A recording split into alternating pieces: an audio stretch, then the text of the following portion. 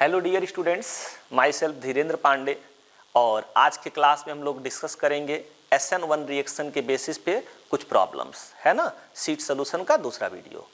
तो देखते हैं क्या कह रहा है इसमें। SN1 रिएक्शन की बात कर रहा है तो SN1 में क्या होता है बेटा। SN1 में हमको अच्छे से पता है, बेसिक कॉन्सेप्ट आप लोगों ने पढ़ रखा है। नहीं पढ़ रखा है तो सर की प्लेलिस्ट से एक एक वीडियो अच्छे से देखिए और समझिए।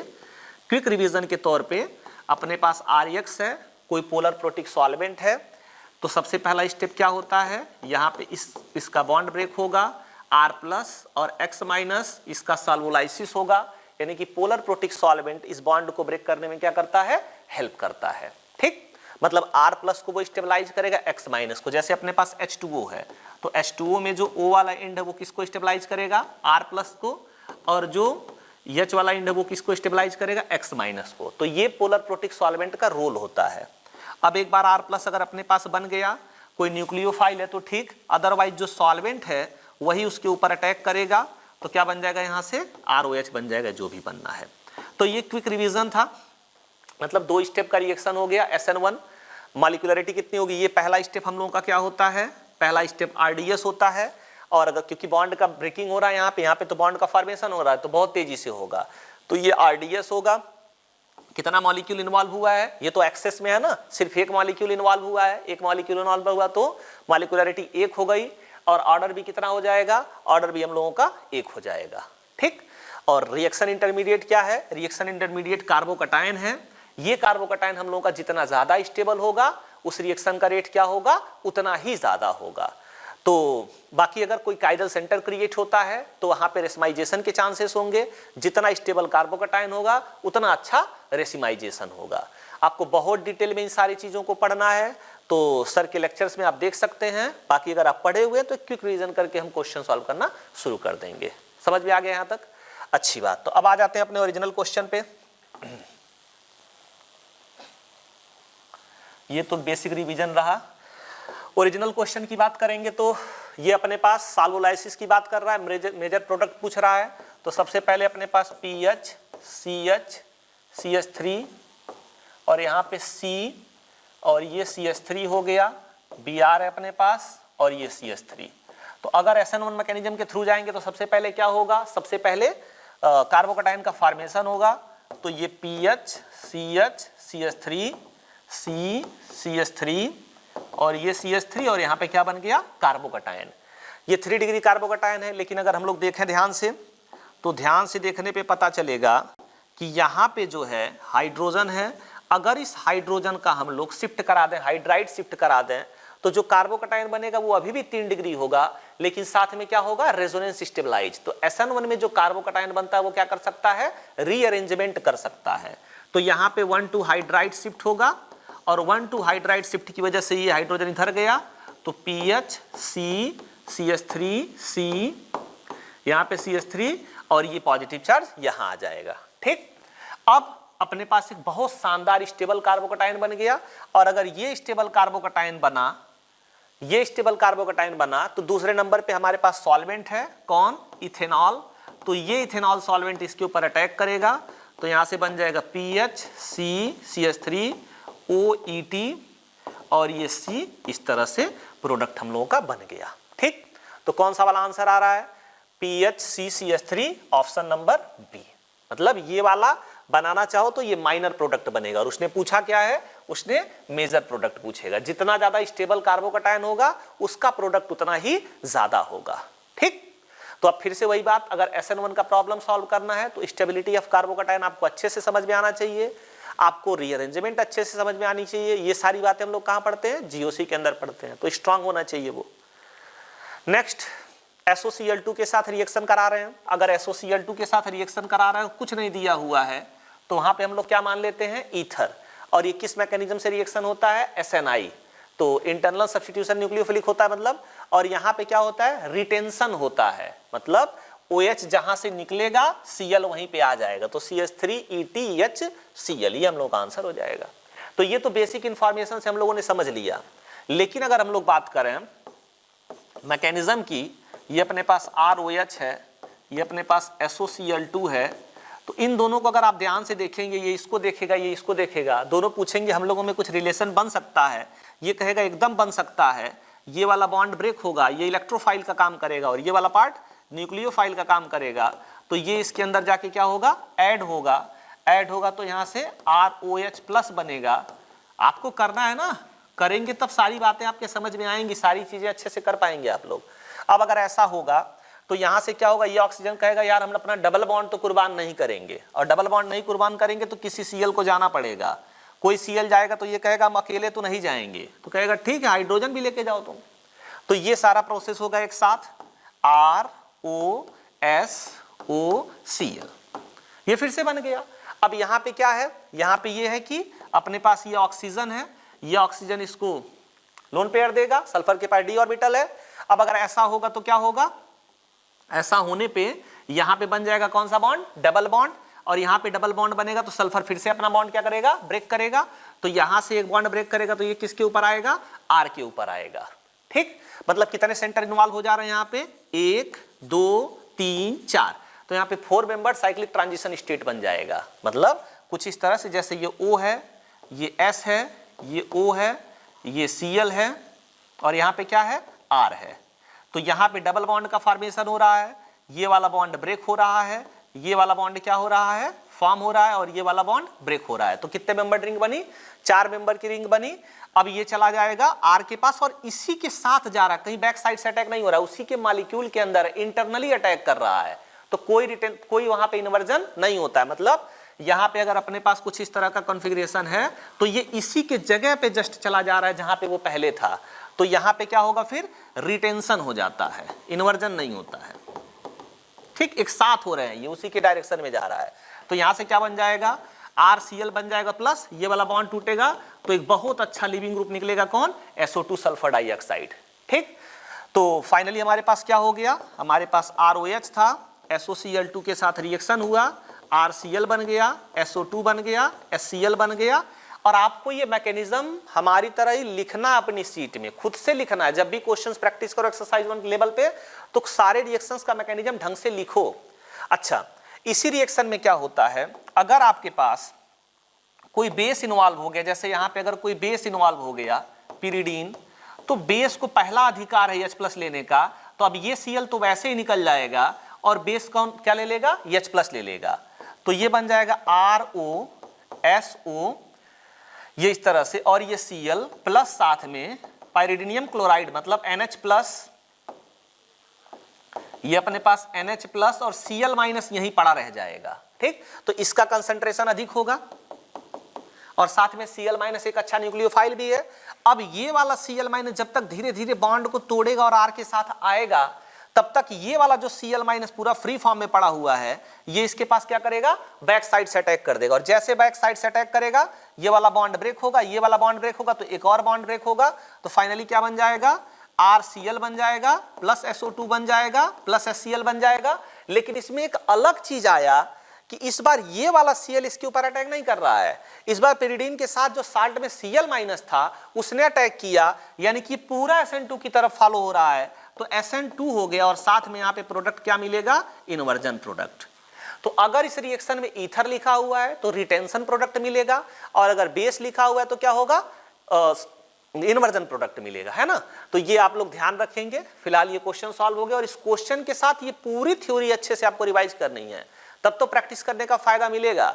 सिर्फ आप आंसर, एक बेसिक इंफॉर्मेशन आपको याद है कि ये डेटा अगर आपको दिख जाए तो वहां पे रिटेंशन हो जाएगा। सिर्फ काम नहीं बनेगा इतना कहने से, आपको ये सारी चीजें सीट पे लिखनी है, तब जाके आपकी ऑर्गेनिक थोड़ी क्या होगी, अच्छी होगी। नहीं तो फिर बार बार आपको सारी चीजों को क्या करना पड़ेगा, याद करना पड़ेगा। टाइम नहीं लगेगा, एकदम टाइम नहीं लगेगा, 1-2 मिनट में सारे मैकेनिज्म आप लिख सकते हो। ठीक, रिकॉल नहीं, लिखना है। ऑर्गेनिक लिखने से ही आती है। Next, SN1 is a two step reaction, सही बात है। For each step there has to be a transition state, ये भी सही बात है। हर एक स्टेप ट्रांजिशन स्टेट के साथ ही कंप्लीट होता है। रिएक्टेंट्स को लाइट करेंगे तभी तो रिएक्शन होगा। Which of the following structure represent correctly the transition state of first step. ठीक है, तो फर्स्ट स्टेप में होता क्या है, ये अपने पास RX है और फर्स्ट स्टेप में R+ और X- बन जाता है। इसका मतलब फर्स्ट स्टेप में इनका सेपरेशन होता है, इनका ब्रेकअप होता है। ये अपना ट्रांजिशन स्टेट बनेगा पहले स्टेप में। देखो ऐसी सकल सूरत का कोई प्रणाली R प्लस और L माइनस, Cl मतलब यहाँ लिविंग ग्रुप है तो उसको L माइनस ये हो गया, यानी कि इस तरह का रिएक्शन होगा। R माइनस L प्लस, क्या मजाक चल रहा है भाई, न्यूक्लियोफाइल तो आया ही नहीं ना, न्यूक्लियोफाइल तो दूसरे स्टेप में आएगा, पहले स्टेप में न्यूक्लियोफाइल की कोई बात ही नहीं हो रही है। फिर न्यूक्लियोफाइल क्यों रखोगे भाई, वो तो ऑप्शन ही नहीं देखना है। तो ये समझ में आ गया, ठीक है। नेक्स्ट प्रोडक्ट की बात कर रहा, आप देखो यार इसमें क्या होता है, अपने पास CH3 CH2O CH double bond CH2 और यहाँ CH3, ये खुला नंगा लोन पेयर है।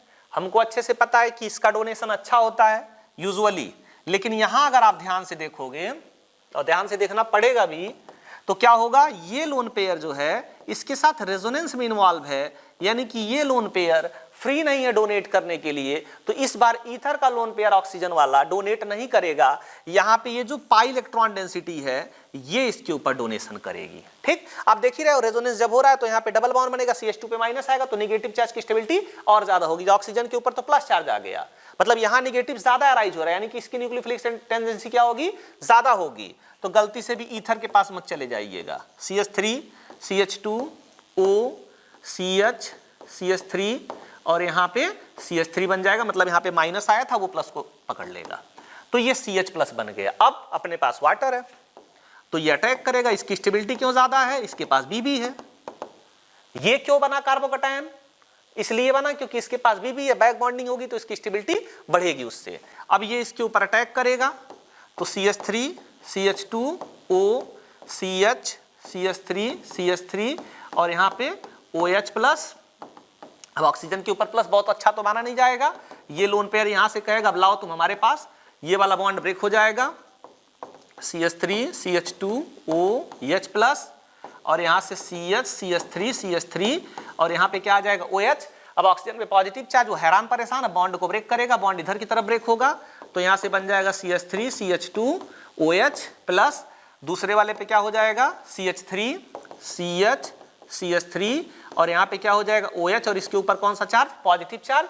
पॉजिटिव चार्ज है तो क्या आएगा इसके पास, BB आएगी, BB आएगी तो पॉजिटिव अल्टरनेट पॉजिटिव चार्ज, तो ये बन जाएगा CH3 CHOH प्लस।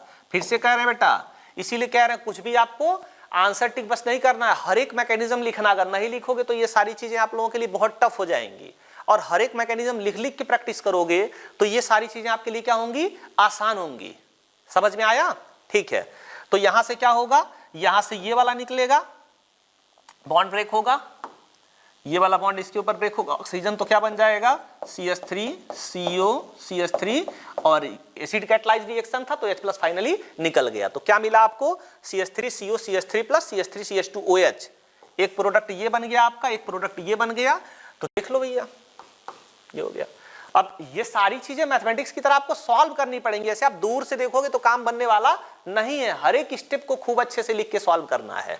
पहले स्टेप में क्या हुआ है, पहले स्टेप में हमने ये डिसाइड किया है कि जो अपने पास H प्लस है वो कहाँ जाएगा, तो एक रीजन ये दिख रहा था, एक रीजन ये, लेकिन जब इनके बीच में रेजोनेंस हो रहा था तो O double bond CH CH2 minus यहाँ प्लस। अब देख लो ये क्या ही बेचारा अटैक करेगा, तो इसने अटैक किया और अगर इसने अटैक किया तो पॉजिटिव चार्ज यहाँ आया, पॉजिटिव चार्ज इसलिए आया क्योंकि ये रेजोनेंस स्टेबलाइज्ड है। अब ये इसके ऊपर अटैक करेगा तो ये वाला ग्रुप आ गया, फिर H प्लस निकलेगा, ये पकड़ेगा, यहाँ से अल्कोहल मतलब इथेनॉल निकल जाएगा, CH पे प्लस है, बैक बॉन्डिंग होगा, O पे प्लस आ जाएगा, O पे प्लस स्टेबल नहीं है तो हाइड्रोजन का बॉन्ड ब्रेक करेगा और फाइनली आपका एसीटोन फॉर्म हो जाएगा। ठीक, तो ये एक अच्छा रिएक्शन है ईथर का, ध्यान रखिएगा इस रिएक्शन को। Next, under identical conditions solvolysis of which of the following substrate would lead to maximum racemization। यार solvolysis की बात कर रहा है मतलब SN1 की बात हो रही है, racemization की बात कर रहा है मतलब SN1 हो रहा है। अब अगर बात करेंगे extent of racemization का, extent of racemization का, तो हमने बताया आपको जो extent of racemization है वो डिपेंड करता है स्टेबिलिटी ऑफ कार्बोकैटायन। कार्बोकैटायन अपना जितना ज्यादा स्टेबल होगा एक्सटेंट ऑफ रेसिमाइजेशन क्या होगा उतना ज्यादा। कभी भी SN1 में इस तरह का क्वेश्चन करता है, रेसिमाइजेशन बताओ किसमें ज्यादा होगा, कुछ नहीं करना है, GOC का क्वेश्चन करना है, कार्बोकैटायन फॉर्म करो, स्टेबिलिटी चेक कर लो। यहाँ पे कार्बोकटायन की बात करोगे तो 2 डिग्री कार्बोकटायन बनेगा, यहाँ पे यार बहुत गरीब कार्बोकटायन बनेगा, यहाँ पे बेंजाइलिक कार्बोकटायन बनेगा वो भी 2 डिग्री वाला। मजा आ गया, बेंजाइलिक कार्बोकटायन वो भी 2 डिग्री वाला, तो सबसे ज्यादा स्टेबल होगा, यानी कि यहाँ पे रेसिमाइजेशन सबसे अच्छा होगा। हो गया क्वेश्चन सॉल्व। तो इसीलिए कहा जाता है कि जीओसी का स्ट्रांग होना आपके लिए बहुत बहुत बहुत जरूरी है, हर जगह यूज होगा, हर लाइन में यूज होगा, हर बात पे यूज होगा। नेक्स्ट, स्ट्रक्चर ऑफ एक्सिस, ठीक है, फिर से वही बात, इसके पास लोन पेयर है, लोन पेयर है तो इसका अटैक होगा। अब यहां पे पॉजिटिव चार्ज आ जाएगा, इसके साथ H2O है, H2O है तो क्या होगा, 2 डिग्री कार्बोकटायन बनने की उम्मीद है, ठीक है। यहां पे देखेंगे, यहां पे तो अब क्या होगा, बॉन्ड ब्रेक होगा, ये वाला बॉन्ड ब्रेक होगा, यहां पे OH लग जाएगा और यहां पे कौन सा चार्ज आ जाएगा, पॉजिटिव चार्ज। ऐसा क्यों हुआ, SN1 के थ्रू जाएंगे, ऐसा क्यों किया है कि यहां पे आ गए, इस वजह से आ गए क्योंकि ये रेजोनेंस स्टेबलाइज्ड कार्बोकटायन है, हाईली स्टेबल होगा। तो अब फिर से इसके ऊपर H2O का अटैक होगा आराम से, इसीलिए कह रहे हैं, बार बार कह रहे हैं, मैकेनिज्म आपको लिखना ही पड़ेगा, मैकेनिज्म नहीं लिखेंगे तो बहुत परेशान होंगे। अब यहाँ पे क्या लग जाएगा, OH2+ लग जाएगा, H निकलेगा तो फाइनली क्या बन जाएगा, OH बन जाएगा, ठीक। अब इसके बाद अगर हम लोग बात करते हैं, यहाँ पे OH लगा हुआ है, ठीक, यहाँ पे OH लगा हुआ है, ये अपने पास फिर से प्रोटोनेशन होगा, ये प्रोटोनेट करेगा तो कौन सा चार्ज आ जाएगा इसके ऊपर, पॉजिटिव चार्ज। अब अगर ये पॉजिटिव चार्ज आएगा तो फिर से ये वाला बॉन्ड इधर की तरफ ब्रेक होगा, क्यों उधर ही ब्रेक होगा, क्यों तो लगाना पड़ेगा ना, इस वजह से ब्रेक होगा क्योंकि यहाँ पे OH बगल में बैठा हुआ है, और बगल में अगर OH बैठा हुआ है तो फिर से यहाँ पे क्या होगा, फिर से यहाँ पे बैक बॉन्डिंग का कंडीशन मिलेगा, रेजोनेंस स्टेबलाइज, आप क्वेश्चन करते रहो, रेजोनेंस स्टेबलाइज कार्बोकटायन बनेगा, इस वजह से ऐसा होगा, ठीक। तो हर बार ऐसा इस वजह से हो रहा है क्योंकि उसके साथ रेजोनेंस स्टेबलाइज कार्बोकटायन मिल रहा है। अब यहाँ पे बैक बॉन्डिंग होगी, बीबी साथ में है, इसके साथ में है तो दिक्कत क्या है, खुश है, ये स्टेबल है, ठीक है, बीबी मतलब बैक बॉन्डिंग बेटा। तो यहाँ पे क्या होगा, OH+ हो जाएगा। अब फिर से O के ऊपर पॉजिटिव चार्ज, कुर्बानी कौन देगा, हर बार बेचारा हाइड्रोजन ही देगा। तो यहाँ पे क्या हो जाएगा, फाइनली ये आपके पास बन जाएगा, तो ये हो गया आपके पास OH लग गया, फिर यहां से आपके पास CO लग गया और यहां से आपके पास OH लग गया। देखो कुछ इस शकल सूरत का कोई प्राणी दिख रहा है, ए वाले में तो नहीं दिख रहा है, बी वाले में OH लगा हुआ है, ये वाला इंसान दिख रहा है, तो ये हमारा आंसर हो जाएगा, ठीक। तो आप लोगों को इस लेवल पे प्रैक्टिस करनी है ताकि कोई भी प्रॉब्लम आपसे बचने ना पाए, ढंग से हर एक स्टेप को ढंग से समझना। अगर आप सिर्फ आंसर ओरिएंटेड होंगे कि जैसे पहली बार क्वेश्चन दिखा ROR का और यहाँ पे जो है HI का क्वेश्चन आ गया तो आपने इसको तोड़ा, काटा, पीटा, एक के साथ I लगा दिया, एक के साथ OH लगा दिया, इस तरह से अगर प्रोसीड करते हैं क्वेश्चंस को तो ऐसे क्वेश्चंस में आपका दिमाग काम करना बंद कर जाएगा, ठीक। जुगाड़ वाले तो फिर भी कर लेंगे, इसको तोड़ेंगे H लगाएंगे, इसको तोड़ेंगे H लगाएंगे, यहाँ 2 H लगाएंगे, 2 H लगाएंगे, H2 निकल जाएगा, CHO बन जाएगा, उनका काम तो हो जाना है। लेकिन ठीक है, आप इस पाथ से चलेंगे तो आपके लिए एडवांस लेवल पे क्लैरिटी ज्यादा रहेगी, है ना, अच्छी बात है। Next, the reaction of SOCl2 on alkanol to form alkyl chloride give yield because, देखो बेटा इसमें होता क्या है, अगर अपने पास ROH है प्लस SOCl2 है तो ये रिएक्शन बोर्ड लेवल पे खूब पूछा जाता है कि क्यों अच्छा यील्ड मिलता है SO2 प्लस HCl। तो अच्छे यील्ड के पीछे का रीजन है, यहाँ पे जो बाई प्रोडक्ट्स हैं SO2 और HCl ये गैसियस फॉर्म में पाए जाते हैं तो आसानी से निकल जाते हैं, मतलब आपको RCl को सेपरेट करने के लिए एक्स्ट्रा एफर्ट लगाने की जरूरत नहीं पड़ती है, ठीक। और साथ में SO2 और HCl ये भी आपके लिए इंपॉर्टेंट है, इंडस्ट्रियली बहुत ज्यादा यूजफुल है, तो बहुत अच्छा मेथड इस वजह से माना जाता है। The other products of the reactions are gases and escape out, ठीक। बाकी मैकेनिज्म फिर से डिपेंड करेगा, अगर ईथर हुआ तो SNI यानी कि रिटेंशन, और अगर आपके पास पिरिडीन यानी कि कोई बेस हुआ तो क्या होगा, फिर वहां पे इन्वर्जन होगा। Next, which of the following alcohol so fastest reaction with HI। क्या आई मजाक कर रहे हो यार, HI मतलब प्रोटोनेट कर रहे हैं, प्रोटोनेट कर रहे हैं मतलब पहले प्रोटोनेशन होगा फिर कार्बोकटायन का फॉर्मेशन होगा। अरे भाई यही तो है, तो ये बॉन्ड ब्रेक होगा, बॉन्ड ब्रेक होगा तो कार्बोकटायन बनेगा, कार्बोकटायन बनेगा तो फिर से क्वेश्चन GOC का है, ले दे के GOC ही पढ़ना है आपको। ये ब्रेक होगा, ब्रेक कर लो, ये आ गया बेंजाइलिक कार्बोकैटायन, ये आपका बन गया। अब अगर ऐसा बना तो सबसे ज्यादा स्टेबल कौन होता है? Most stable cyclopropyl methyl carbocation dancing resonance. तो सबसे अच्छी रिएक्टिविटी किसकी होगी? बी वाले की होगी। बी वाले से थोड़ा कम स्टेबल कौन सा वाला होता है? डी वाला बेंजाइलिक कार्बोकैटायन, 5 आर्यस है उसके पास। उसके बाद कौन होगा? उसके बाद हमारे पास सी वाला होगा। सी के बाद कौन होगा? ए वाला करना नहीं चाहेगा, है ना? क्यों नहीं करना चाहेगा? परेशान है, कार्बोकैटायन आएगा, कार्बोकैटायन आएगा, sp2 हाइब्रिडाइजेशन हो जाएगा, 120 डिग्री का एंगल, स्ट्रेन, परेशान, उसको नहीं जाना है। तो ये एक सिंपल सा ऑर्डर आ गया हम लोगों का। ठीक, next, which of the following compound will be most reactive for SN1 SN2? यार देखो होता क्या है, कुछ कंपाउंड्स हमारे ऐसे हैं जो अच्छा SN1 भी शो करते हैं और अच्छा SN2 भी शो करते हैं।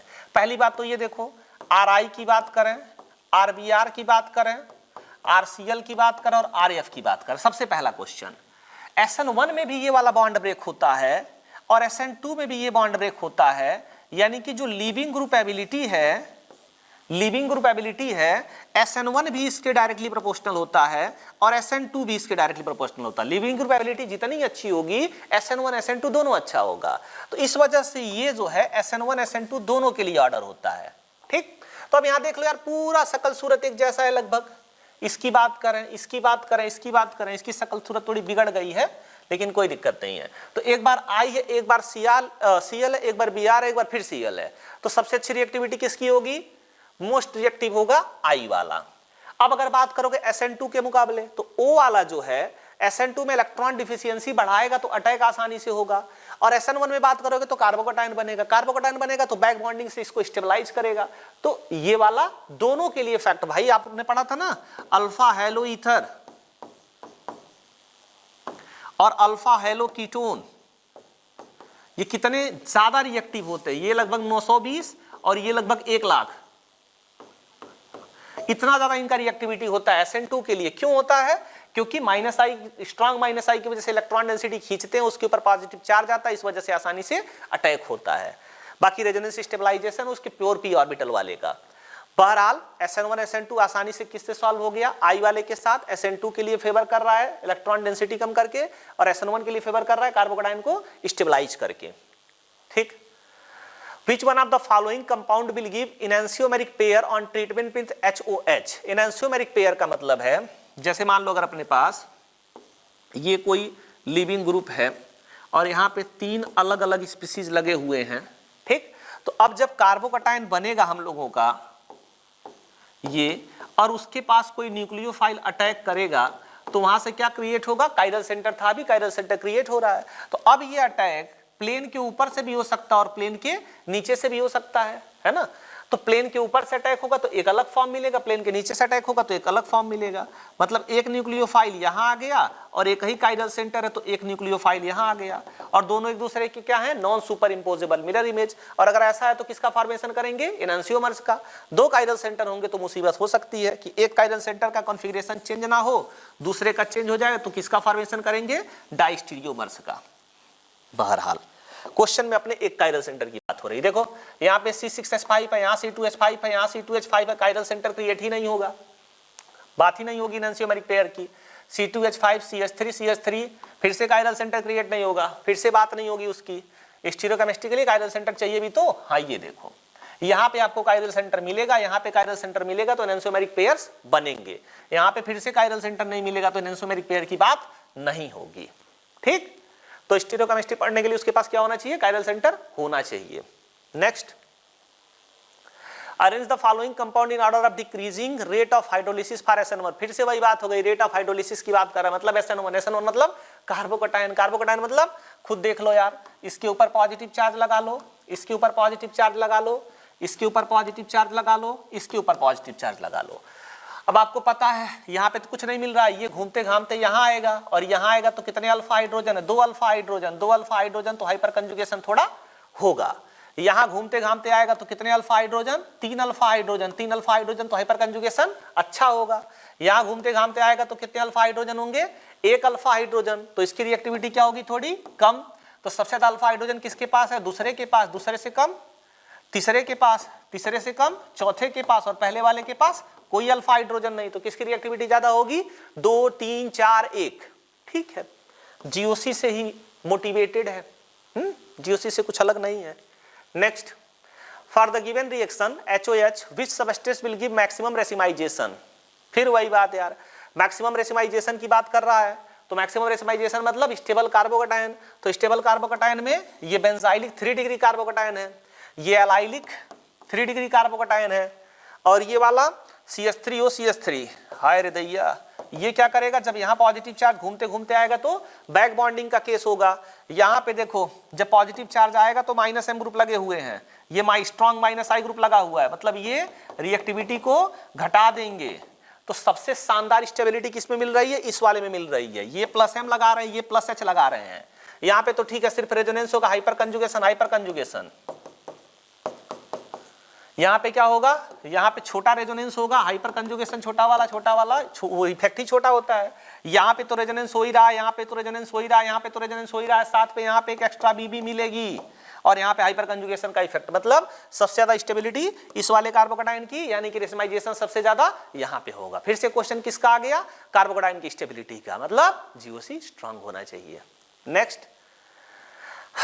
CH3OH के साथ रिएक्शन की बात हो रही है, ठीक है। CH3OH मतलब सॉल्वेंट है, पोलर प्रोटिक सॉल्वेंट, एक्सेस में होगा ही। मैकेनिज्म कौन सा फॉलो करेगा, SN1 दौड़ाएगा, SN दौड़ाएगा तो क्या होगा, SN1 के साथ स्टेबल कार्बोकैटायन चाहिए। अगर यहाँ की बात करोगे, यहाँ पे कार्बोकैटायन क्रिएट कर दिए तो इसको क्या मिल जाएगी, इसको BB मिल जाएगी। BB मिल जाएगी तो इस कार्बोकैटायन की स्टेबिलिटी ज्यादा हो जाएगी, इस कार्बोकैटायन की स्टेबिलिटी ज्यादा हो जाएगी तो ये बनेगा, और ये बनेगा तो फिर यहीं से रिएक्शन होगा,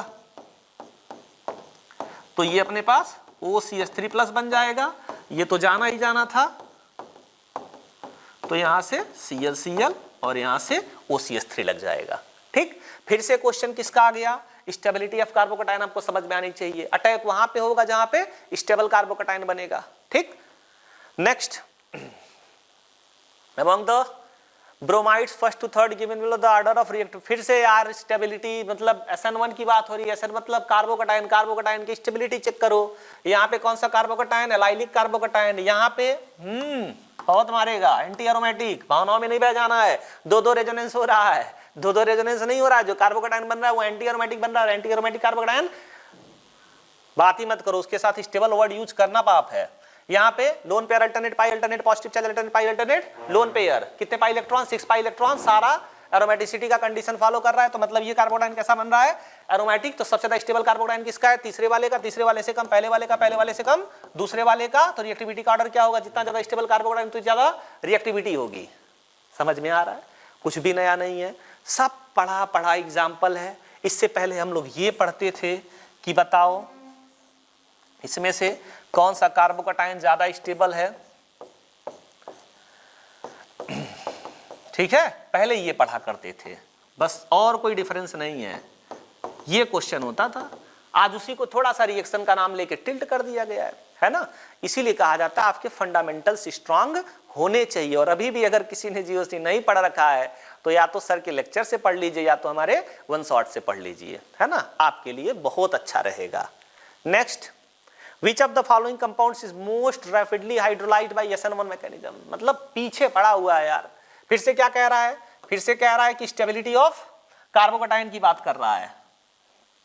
यही पढ़ोगे है तो हम क्या करें, ये बॉन्ड ब्रेक होगा, एराइलिक कार्बोकैटायन बनेगा। सीरीज अगर आपको याद है तो इसका पोजीशन आपको पता होगा। यहाँ पे CH2 CH double bond CH2 कुछ भला हुआ एलाइलिक कार्बोकैटायन बना। बाप रे बाप, यहाँ पे 3 पीएच ग्रुप लगे हुए हैं, हाईली स्टेबल होगा। क्यों स्टेबल होगा, क्योंकि ढेर सारा इसके अंदर क्या होगा, रेजोनेंस होगा।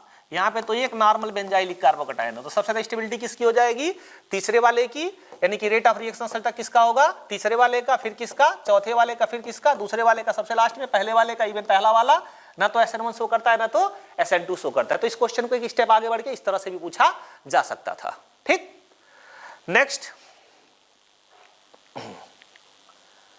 विच विल गिव व्हाइट पिपिट विथ। देखो यार, अगर अपने पास कोई लिविस एसिड मिला दिया जाता है, जैसे अपने पास Ag+ आ गया, तो लिविस एसिड मिलाने से क्या होता है, ये AgBr बना सकता है, AgCl बना सकता है, AgI बना सकता है, और ये प्रेसिपिटेशन करेगा तो रिएक्शन फॉरवर्ड डायरेक्शन में जाएगी।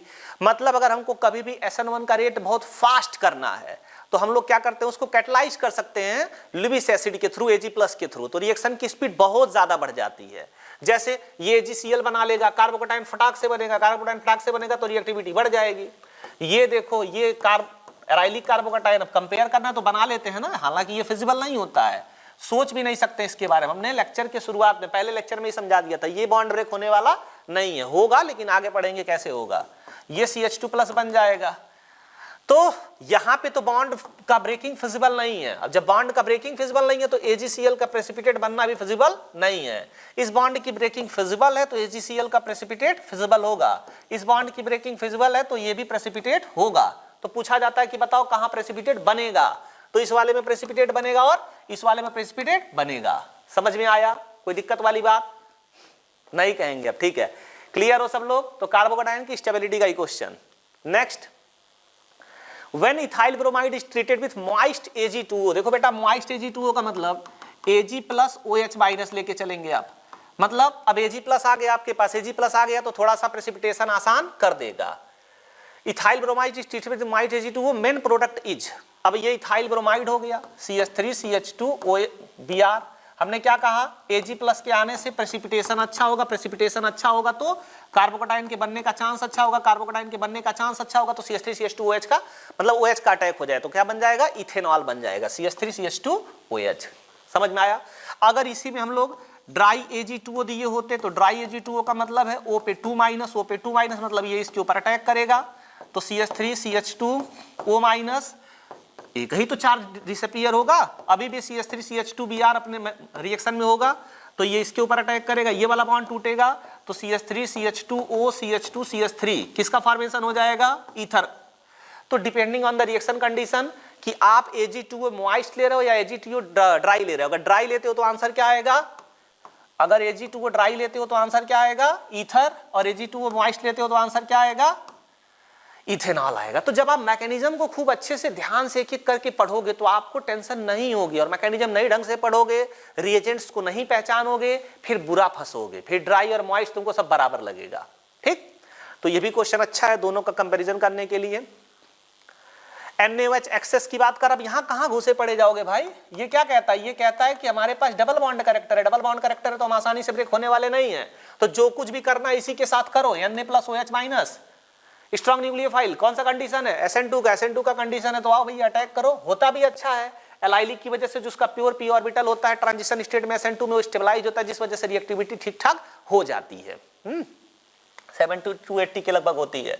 तो ये कहां वहां OH पहुंच गया भाई, ये तो जैसे था वैसे, ये स्केलेटन में कोई चेंज नहीं होगा, OH आएगा इसके साथ लग जाएगा। ठीक, नेक्स्ट, कॉन्सेंट्रेट HI, वही पुराना सड़ा गला रिएक्शन, कैसे होगा, CH3OH प्लस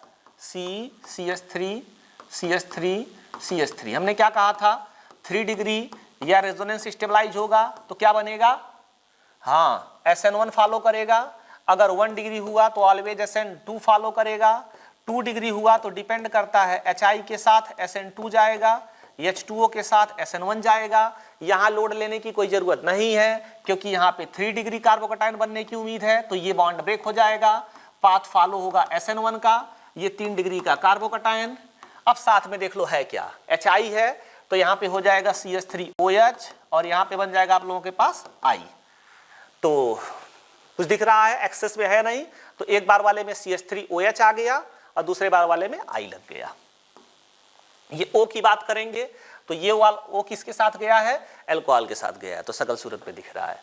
फिर से कह रहे हैं जिसने मैकेनिज्म पकड़ रखा है हर एक चीज का, मैकेनिज्म से क्वेश्चन सॉल्व कर रखा है, उसके लिए ये सब क्वेश्चन आसान होंगे, अदरवाइज आपके लिए टफनेस बढ़ जाएगी। और ये हर बार, ये चीज हर बार जब आप प्रॉब्लम सॉल्व करते हो तो लिखना चाहिए, लिखोगे तो आपको याद होगा, याद होगा तो फिर बहुत वर्क नहीं करना पड़ेगा, मतलब वो अपने आप मसल मेमोरी में दिमाग में आ जाएगा, हाँ भाई ठीक है, जब भी क्वेश्चन दिखेगा तो एक बार वो अपने आप रिकॉल कर जाएगा।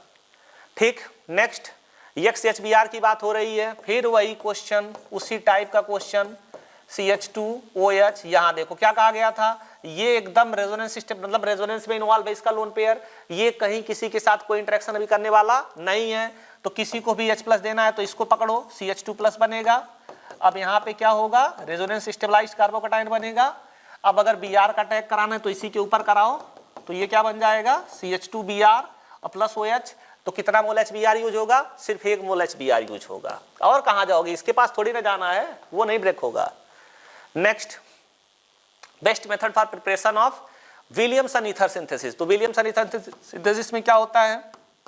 अपने पास एल्कोक्साइड आयन है, अपने पास एल्किल हैलाइड है, ये इसके ऊपर अटैक करता है, ये बॉन्ड ब्रेक हो जाता है, पाथ होता है SN2, होगा ही ना, स्ट्रॉन्ग न्यूक्लियोफाइल है तो ये हो जाएगा ROR प्लस X माइनस निकल जाएगा, SN2 है, तो इसका तो ठीक है, चलो कुछ भी कर लो, बहुत दिक्कत नहीं होगी, मैनेज कर लेगा। लेकिन इसके साथ प्रॉब्लम ये है कि ये 1 डिग्री 2 डिग्री और 3 डिग्री का रेट है, मतलब हिंड्रेंस जितना ज़्यादा होगा रेट उतना कम होगा। तो 1 डिग्री और 2 डिग्री के साथ तो चलो कर लेता है ये SN2, लेकिन अगर 3 डिग्री है तो भूल जाओ, ये SN2 करने वाला ही नहीं है, ये क्या कर लेता है? E2 कर लेता है। यानी कि 3 डिग्री के साथ जो आपका प्रोडक्ट मिलेगा यहाँ पे वो क्या मिल जाएगा? एल्कीन, और वो जो है आपका विलियमसन ईथर सिंथेसिस नहीं होगा।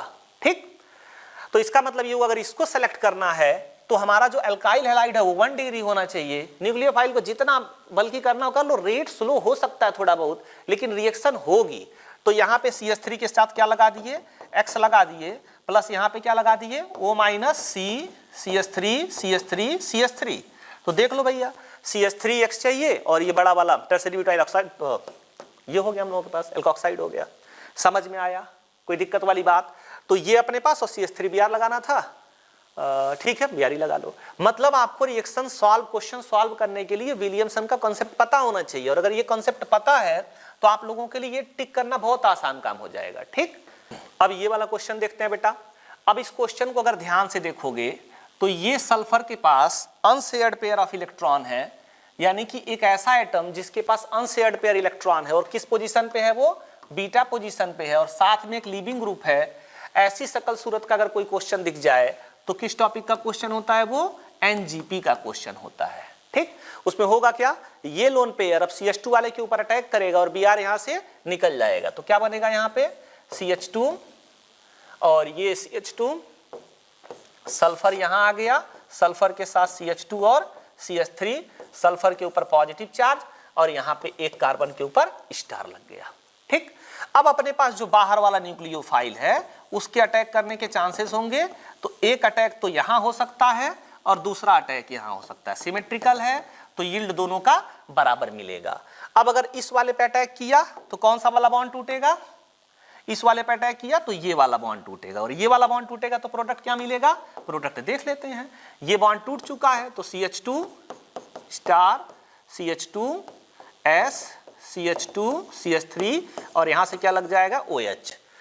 तो OH के साथ CH2 स्टार है, मतलब ये CH2 स्टार हो गया, फिर ये OH, तो ये वाला प्रोडक्ट मिल गया। ठीक, दूसरा, अगर ये इसके साथ अटैक किया, इसके साथ अटैक किया तो बॉन्ड इधर से ब्रेक होगा, बॉन्ड इधर से ब्रेक होगा तो प्रोडक्ट क्या मिलेगा? यहां से मिलेगा CH2 OH, CH2 स्टार और यहां से सल्फर CH2 CH3। कौन सा ऑप्शन है? तो सल्फर के साथ CH2 स्टार लगा हुआ है। ये दो प्रोडक्ट आप लोगों को मिलेंगे। प्रॉब्लम किसके बेसिस पे था? SN-NGP के बेसिस पे। तो एकदम आसान सा कुछ है ही नहीं भाई, वो भी तो सब्स्टिट्यूशन ही है। बस डिफरेंस ये है कि जो न्यूक्लियोफाइल बाहर से अटैक कर रहा था उसके बजाय वो न्यूक्लियोफाइल अंदर वाला ही अटैक कर रहा है। ठीक, और एक इस तरह से रिंग बन रही है।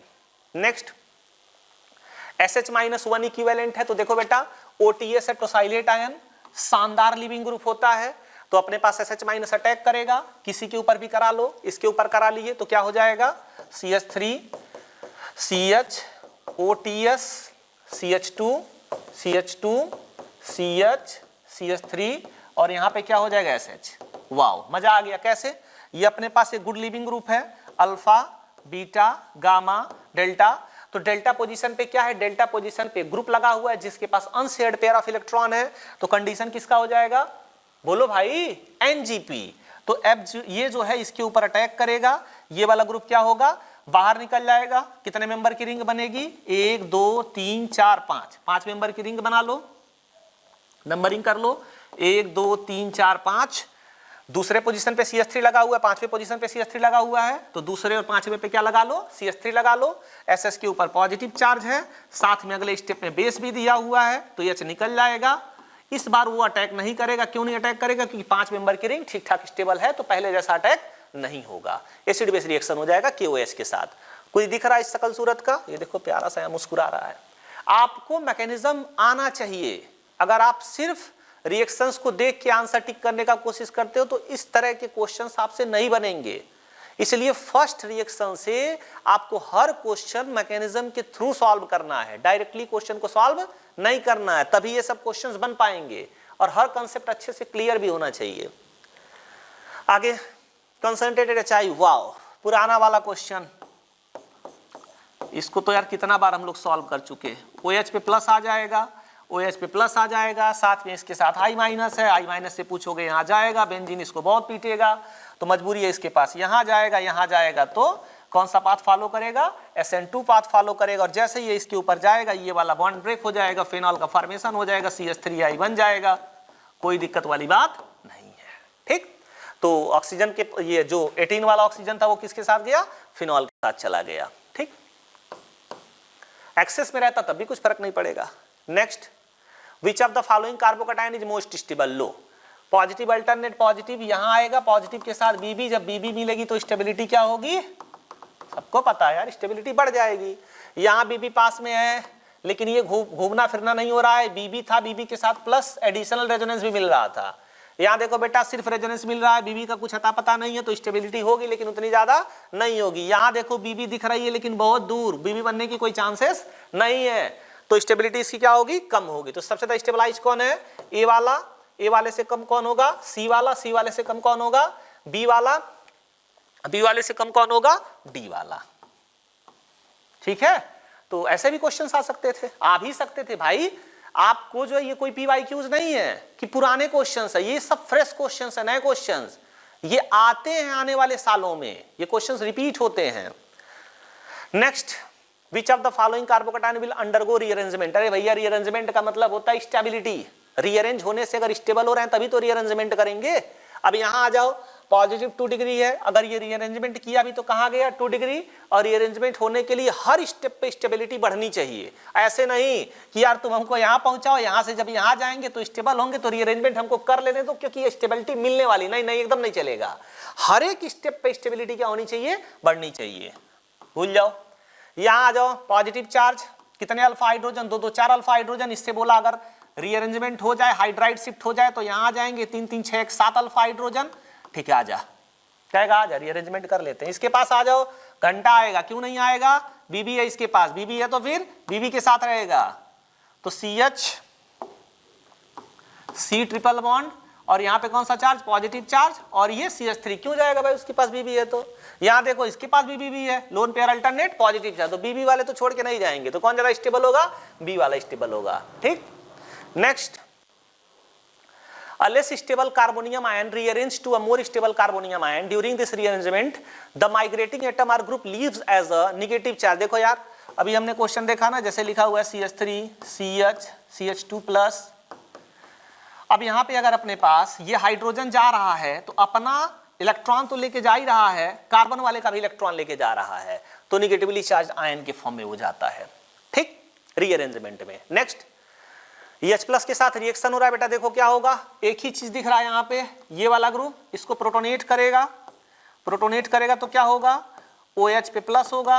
अब ऑक्सीजन पे प्लस यार कर तो लिया खुशी खुशी में कि चलो अटैक कर लेते हैं, लेकिन ये स्टेबल नहीं होता है, स्टेबल नहीं होता है तो भैया ये बॉन्ड ब्रेक होगा, OH पे प्लस आएगा, यहाँ पॉजिटिव चार्ज। अब आपको ध्यान रखना है, कभी भी 4 मेंबर्ड रिंग के साथ एडजेसेंट पोजीशन पे पॉजिटिव चार्ज लगा है तो ये ओपन होके कहां चला जाता है, 5 मेंबर्ड रिंग में चला जाता है। ये होता है रिंग एक्सपेंशन का केस। किसका केस, रिंग एक्सपेंशन का केस होता है। और अगर 4 मेंबर्ड रिंग पे ही पॉजिटिव चार्ज लगा हुआ है तो ये कॉन्ट्रैक्ट करके 3 मेंबर्ड रिंग के एडजेसेंट पोजीशन पे चला जाएगा, साइक्लोप्रोपाइल मिथाइल कार्बोकैटायन बना लेगा, ये रिंग कॉन्ट्रैक्शन का केस आ गया। ऐसे 7 मेंबर के ऊपर पॉजिटिव चार्ज होगा तो 6 मेंबर पे चला जाएगा और रिंग कॉन्ट्रैक्शन का केस आएगा। ठीक, और ये सब किस वजह से होता है, ताकि क्या मिल जाए, हाँ स्टेबिलिटी मिल जाए। तो देखो बेटा ये 4 मेंबर की रिंग है, अब ये चाहेगी कितने मेंबर की रिंग हो जाए, 5 मेंबर की, तो ये वाला बॉन्ड ब्रेक होगा, ये वाला बॉन्ड ब्रेक होगा तो क्या होगा, कुछ इस तरह का कंडीशन आएगा, यहाँ OH लगा होगा। अब ये बॉन्ड ब्रेक होगा अगर, तो एक जगह माइनस एक जगह प्लस, यहां से माइनस को इसके साथ जोड़ देते हैं तो ये क्या होगा, ये आपकी जैसी रिंग थी वैसी हो जाएगी। इस तरह से। कितने मेंबर की रिंग हो गई? 5 मेंबर की, 1 2 3 4 और ये 5। और पॉजिटिव चार्ज की अगर बात करें तो पॉजिटिव चार्ज कहाँ गया? देखो इसके पास निगेटिव आया होगा, इसके पास पॉजिटिव आया होगा, तो ये यहां आ गया। ठीक, अब प्रॉब्लम ये है कि इसके साथ अगर OH के साथ के पॉजिटिव चार्ज चला जाए तो मजा आ जाएगा। कैसे मजा आ जाएगा? उसको B भी मिल जाएगी, तो स्टेबिलिटी क्या होगी? बढ़ जाएगी। और ऐसा करने के लिए क्या करना पड़ेगा? इस भाई कोई हाइड्रोजन तो है नहीं कि माइग्रेट करा दें। इस 6 मेंबर की रिंग को कितने मेंबर का रिंग करना पड़ेगा? 5 मेंबर का रिंग करना पड़ेगा। तो उसके लिए क्या करना पड़ेगा? रिंग का कॉन्ट्रैक्शन करना पड़ेगा। और जब रिंग का कॉन्ट्रैक्शन होगा तो जैसे मान लो ये वाला बॉन्ड टूट गया, अब ये यहां चला आया, ये यहां चला आया, तो यहां निगेटिव रहा होगा और यहां पॉजिटिव, मतलब ये अपने पास बन गई 5 मेंबर की रिंग। ऊपर भी अपने पास कितने मेंबर की रिंग? ये भी 5 मेंबर की, ये भी, ये देखो इसके साथ कनेक्ट हो गया ना ऐसे, ये स्पाइरो टाइप का हो गया, ये इसके साथ कनेक्ट हो गया और ये इसके साथ था ही, तो ये भी 5 मेंबर की रिंग, ये भी 5 मेंबर की रिंग। और यहां पे इस वाले पोजीशन पे क्या लगा हुआ है? OH लगा हुआ है और पॉजिटिव चार्ज इसके पास आया हुआ है। ठीक, ये हो गया पॉजिटिव चार्ज। तो अब यहां पे ये थोड़ा सा, ये पॉजिटिव चार्ज इसी के ऊपर आया हुआ है, ये पॉजिटिव चार्ज यहां आ गया। ठीक, अब अगर हम लोग बात करें बैक बॉन्डिंग का कंडीशन, यहां पे इसको मिल गया, और अगर बैक बॉन्डिंग का कंडीशन इसको मिल गया तो क्या होगा? तब तो मजा आ जाएगा। फिर कैसे मजा आएगा? बैक बॉन्डिंग होगी, बैक बॉन्डिंग होगी तो OH पे प्लस आ जाएगा, फिर से ऑक्सीजन पे प्लस स्टेबल नहीं होता है, स्टेबल नहीं होता है तो फिर यहां पे ये डबल बॉन्ड बन जाएगा। तो ये आपका आंसर आ गया। अब हो क्या रहा है बेटा? यहां एक छोटा सा क्वेश्चन होता है कि सर इक्विलिब्रियम फॉरवर्ड में क्यों जाएगा? ये 6 मेंबर की रिंग है, ये 4 मेंबर की रिंग है, यहां पे ये 5 मेंबर की रिंग बन रही है, ये भी कितने मेंबर की रिंग बन रही है? 5। तो देखो बेटा, जब हम 4 से 5 में जाएंगे तो जो स्टेबिलिटी में गेन होगा वो ज्यादा होगा, ठीक है, क्योंकि स्ट्रेन यहां ज्यादा था। लेकिन जब 6 से 5 में आएंगे तो जो स्टेबिलिटी में लॉस होगा थोड़ा बहुत वो कम होगा, तो गेन ज्यादा हुआ, लॉस कम हुआ, तो ओवरऑल क्या हुआ? गेन हुआ। यानी कि ये जो फैक्टर है इसको किस डायरेक्शन में ले जाएगा? फॉरवर्ड डायरेक्शन में ले जाएगा। समझ में आया?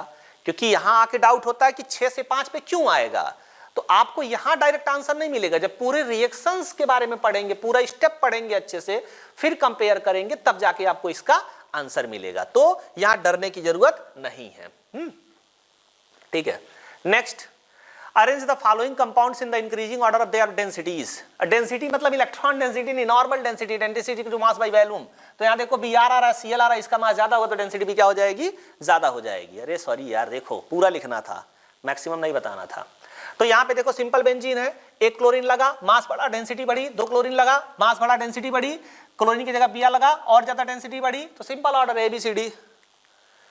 नेक्स्ट, ETOH के साथ SN1 प्लस E1 प्रोडक्ट मिल रहा है। देखो बेटा, दोनों के लिए कंडीशन सेम होता है। सबसे पहले क्या होगा? सबसे पहले कार्बोकटायन का फॉर्मेशन होगा।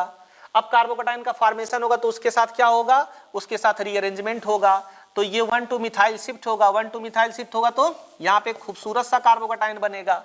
अब अगर इसके साथ अगर आप एलिमिनेशन कराना चाहते हो तो करा लो।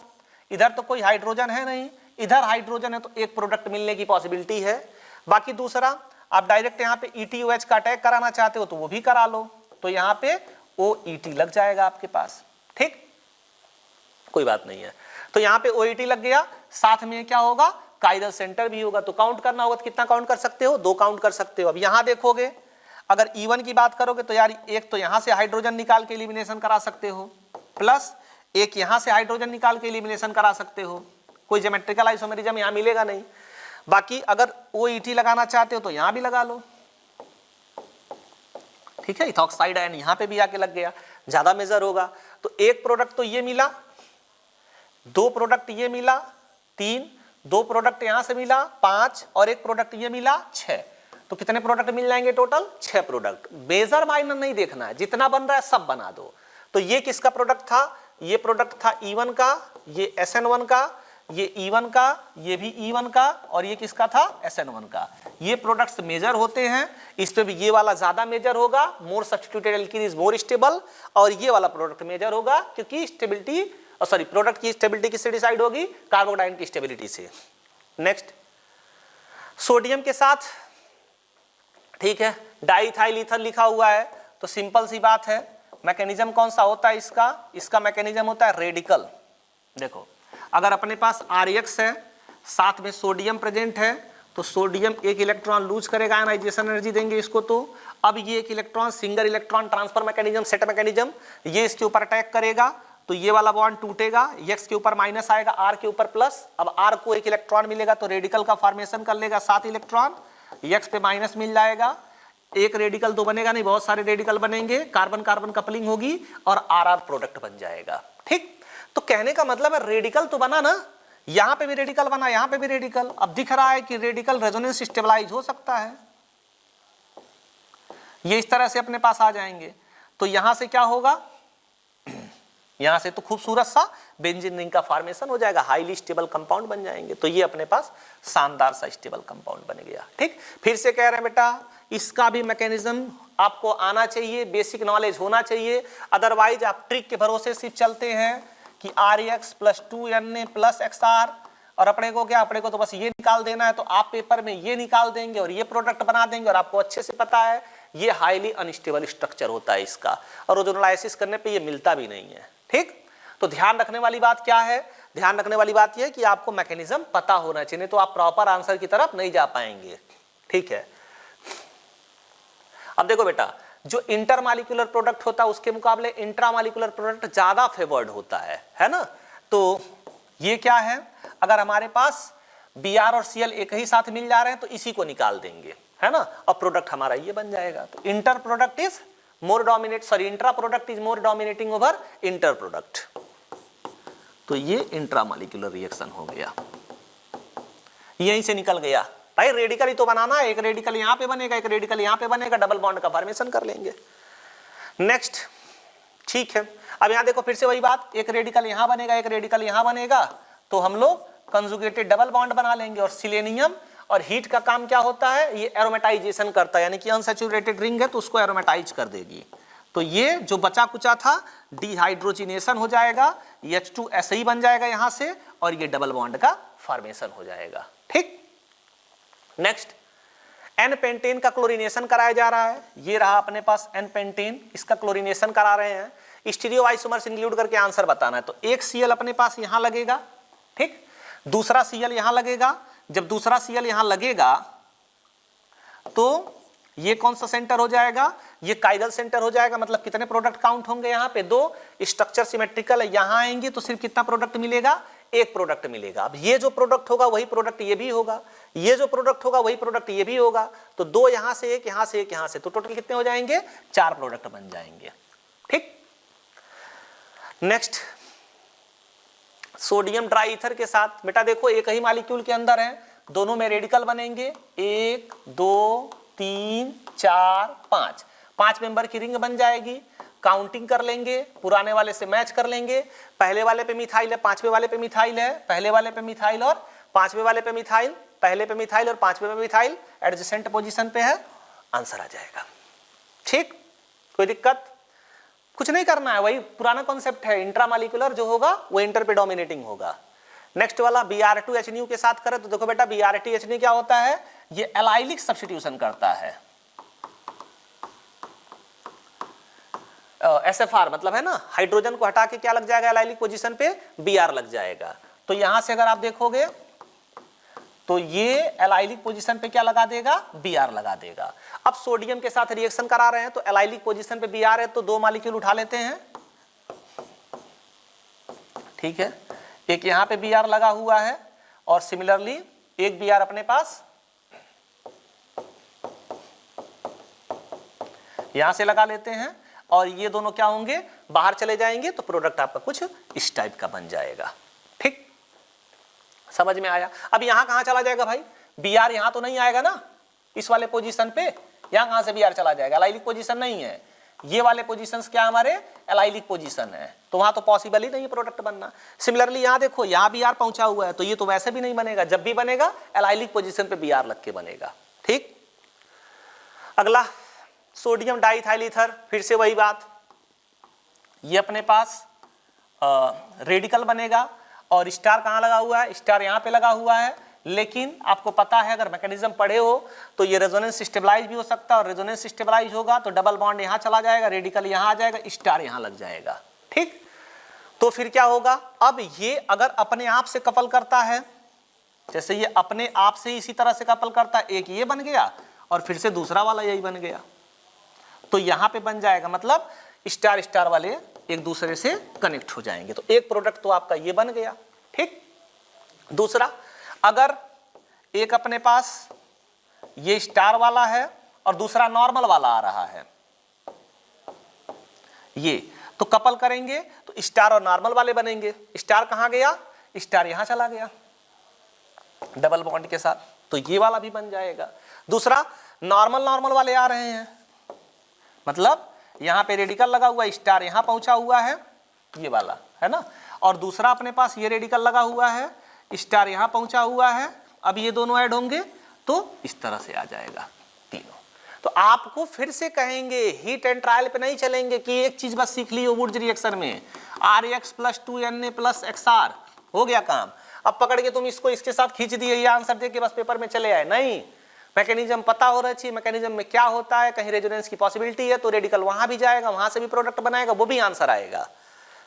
नेक्स्ट, ठीक है यार, अभी देखा आप लोगों ने कि अपने पास RX है, सोडियम इलेक्ट्रॉन लूज करता है, सिंगल इलेक्ट्रॉन ट्रांसफर होगा, तो ये क्या होगा, ये वाला बॉन्ड ब्रेक होगा, R के ऊपर रेडिकल आएगा, X पे नेगेटिव आएगा, यानी कि फाइनली X ने लीव किया ना, तो लीविंग ग्रुप एबिलिटी चेक करेंगे, सबसे अच्छी लीविंग ग्रुप एबिलिटी किसकी होगी, I वाले की, यानी कि सबसे अच्छी रिएक्टिविटी I की, फिर Br की, फिर Cl की, और फाइनली कौन जाएगा, F वाला जाएगा। चौथा पहला तीसरा दूसरा, कोई ऑप्शन है तो मैथ कर लो, चौथा पहला तीसरा दूसरा। ठीक, फिर से बेसिक कॉन्सेप्ट आपको पता होना चाहिए, हर चीज याद करके हम नहीं बैठ सकते हैं। वुड्स रिएक्शन का कॉन्सेप्ट पता है हमको, फार्मूला पता है एक तरह से, मैकेनिज्म पता है, जब भी क्वेश्चन आएगा हम उसी के थ्रू ऑपरेट करते चले जाएंगे, और छोटी मोटी बातें बात की पता होनी चाहिए। समझ में आ गया सब कुछ, और अगर सब कुछ समझ में आ रहा है, सारे रिएक्शंस क्लियर हो रहे हैं, तो आप जरूर लिखेंगे thank you MSc sir and team, और मिलते हैं नेक्स्ट वीडियो में नए एक्सरसाइज के साथ और थोड़े और अच्छे प्रॉब्लम के साथ।